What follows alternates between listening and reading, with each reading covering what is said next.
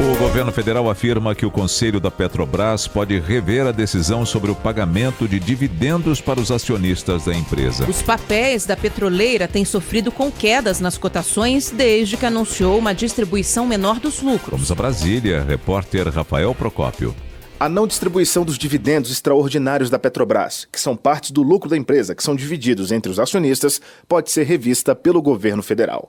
A afirmação veio após horas de reunião no Palácio do Planalto, com a presença do presidente Lula, do presidente da Petrobras, Jean Paul Prats, e dos ministros Fernando Haddad, da Fazenda, e Alexandre Silveira, de Minas e Energia.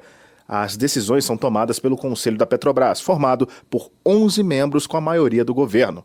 De acordo com o ministro Fernando Haddad, novas decisões favoráveis ao compartilhamento destes lucros podem ser feitas a partir de novas reuniões. O que foi decidido pelo Conselho, que a distribuição dos lucros extraordinários serão feitos à medida que ficar claro para o Conselho que isso não vai comprometer o plano de investimento da estatal. Então, ao invés de fazer a distribuição de 100% dos dividendos extraordinários, ou de 0% dos dividendos extraordinários, se julgou a conveniência de, à luz do desdobramento dos investimentos nas próximas semanas e meses, o Conselho volta a se reunir com as informações da diretoria para julgar a conveniência de fazê-lo e do quanto fazer e de quando fazer. Há dois tipos de dividendos, os ordinários, que são de compartilhamento obrigatório entre os acionistas, e os extraordinários, que podem ser compartilhados de forma integral ou parcial, prática que é feita desde 2021. Na semana passada, foi divulgado o balanço da estatal no ano de 2023, com o valor da empresa apresentando redução de cerca de 55 bilhões de reais, juntamente com a decisão do Conselho da Petrobras de não distribuir os dividendos extraordinários. A situação fez com que o mercado financeiro reagisse de forma negativa e, consequentemente, as ações da estatal caíram. A doutora em economia, Poliane Lopes, explica os motivos da reação do mercado.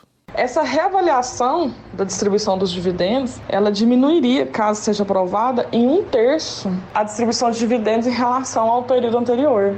Isso ainda está sendo tramitado, está sendo avaliado. Não se sabe ainda se isso vai ser aprovado, mas, claro, o mercado financeiro, como sempre se movimenta aí de antemão e diante de qualquer situação que ameace, comprometa os rendimentos do investidor, os investidores agiram como bem receberam essa notícia. Segundo os ministros envolvidos na reunião, a conversa desta segunda-feira teve foco na evolução de projetos em energia renovável, além da integração de um membro da Fazenda no Conselho da Petrobras.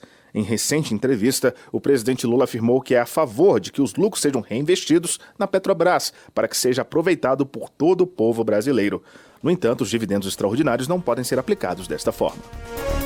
Em entrevista a uma emissora de TV, Lula disse que a Petrobras não pode só pensar nos acionistas, mas também nos brasileiros e nos investimentos que precisa fazer. A fala repercutiu entre os acionistas do mercado financeiro, destaca a colunista de economia da Rádio Bandeirantes, Juliana Rosa. As ações da Petrobras chegaram a subir durante o dia na Bolsa de Valores aqui de São Paulo. Mas as declarações do presidente Lula apagaram os ganhos e os papéis voltaram a cair nesse início de semana.